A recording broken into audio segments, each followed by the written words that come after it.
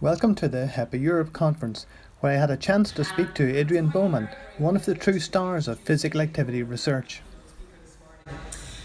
Adrian is a true expert in the area of physical activity and health. Let me just ask you about your talk and what the key messages from your talk were this morning.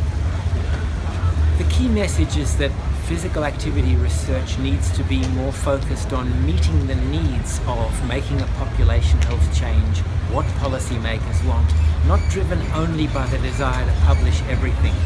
And I showed in several areas of physical activity research how we generate many publications that are not necessarily population focused, not necessarily generalizable, and not necessarily going to be useful in helping us work out how to really make a population health change. I illustrated this in a range of areas, showing how general practice primary care interventions, the studies that exist, often use selected patients and selected physicians so that we get effects that are not necessarily representative of what we'd see in the real world.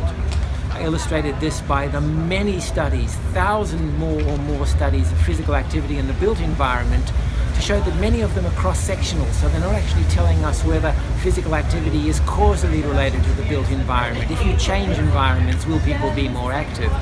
And these kinds of questions are more important for researchers to focus on in the future. In research, we also do a lot of systematic reviews to try and distill the evidence, but most systematic reviews are failing to reach a conclusion, failing to distill the evidence.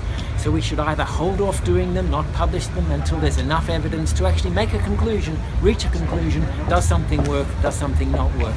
Not say that it's inconclusive, there weren't enough studies, it's mixed, the results are inconclusive. Policymakers and scientists around systematic reviews need to know what they mean for practice, what they mean for policy, not just that there's only 4 studies and we can't really conclude anything.